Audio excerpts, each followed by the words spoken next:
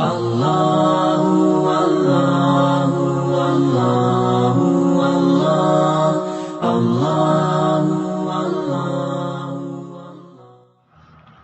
السلام علیکم ورحمۃ اللہ وبرکاتہ. نحمده ونصلي على رسوله الكريم. اما بعد فاعوذ باللہ من الشیطان الرجیم. بسم اللہ الرحمن الرحیم. شهر رمضان الذي انزل فيه القرآن هدى للناس وبينات من الهدى والفرقان فمن شهد منكم الشهر فليصم ومن كان مريضا أو على سفر فعدة من أيام أخر يريد الله بكم اليسر ولا يريد بكم العسر ولتكملوا العدة ولتكبروا الله على ما هداكم ولعلكم تشكرون.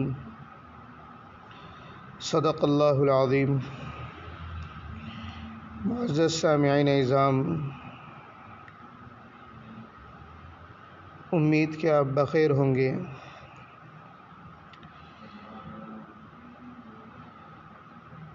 آج ایک مسئلے کی وضاحت ہے. مسئلہ یہ ہے کہ روزہ کس پر فرض ہے.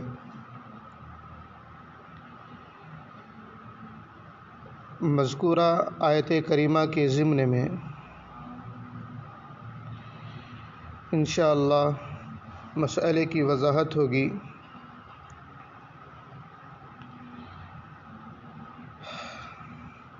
اللہ تعالیٰ نے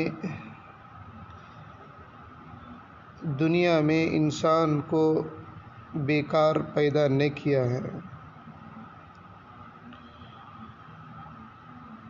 ہر وقت کے ہر ماحول کے اعتبار سے اللہ نے اپنے بندے کو احکامات دیے ہیں. چنانچہ رمضان المبارک کے مہینے میں بھی اللہ تعالیٰ کی طرف سے بندوں کی طرف ایک حکم متوجہ ہوتا ہے، وہ روزے کا حکم ہے. روزہ ہر مسلمان بالغ مرد اور عورت پر رکھنا فرض ہے. جس نے رمضان المبارک کا مہینہ پایا ہو اس پر روزہ رکھنا بالکل فرض ہے. دو رخصتیں دی گئی ہیں جس کو مسئلے کے طور پر میں وضاحت کرنا چاہتا ہوں. دو رخصتیں کیا ہیں؟ وَمَنْ كَانَ مَرِيضًا ایک رخصت ہے، أَوْ عَلَى سَفَرٍ دوسری رخصت ہے. پہلی رخصت رمضان المبارک کا مہینہ مسلمان پائے مگر وہ بیمار ہے. تو بیماری کی دو قسمیں ہیں. ایک معمولی سی بیماری ہے، یعنی ایسی بیماری جس میں روزہ رکھنے سے بیماری میں کوئی شدت کوئی زیادتی نہ ہوتی ہو، تو ایسی صورت میں روزہ رکھنا چاہیے. بیماری کی دوسری قسم ہے جس میں روزہ رکھنے سے بیماری میں اضافہ ہو جاتا ہے.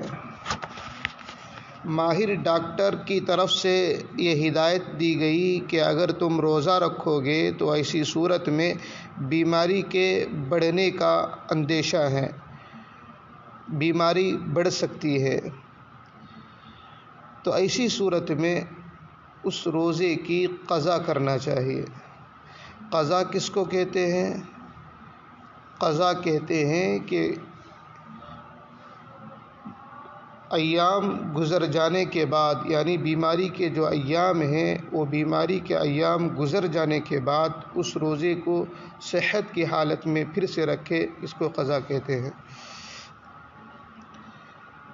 ہاں، اگر بیماری ایسی ہے جو ہمیشہ رہنے والی ہے، جیسے شوگر وغیرہ، جس کو بہت زیادہ شوگر رہتا ہے، وہ تھوڑی تھوڑی دیر میں کھائے بغیر نہیں رہتے، تو تو ایسی صورت میں کیا کیا جائے؟ تو ایسی صورت میں مسئلہ یہ ہے کہ اس کا فدیہ دینا چاہیے. او علی فعدۃ من ایام اخر. دوسری جگہ پر اس کا ذکر ہے کہ ایسی صورت میں ایک مسکین کو، یعنی وعلی الذین یطیقونہ فدیۃ طعام مسکین، روزہ ہی نہیں رکھ سکتا ہے تو ایسی صورت میں اس کو چاہیے کہ وہ فدیہ دے.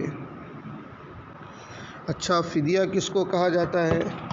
فدیہ کہتے ہیں پیٹ بھر کر ایک دن ایک مسکین کو کھانا کھلانا ہے. کھانا کیسا ہوگا؟ عالیشان ہوگا یا کم سے کمتر ہوگا؟ جواب یہ ہے کہ فدیہ دینے والے کی حیثیت پر موقوف ہے. اس کی حیثیت جیسی ہوگی ویسا کھلایا جائے گا.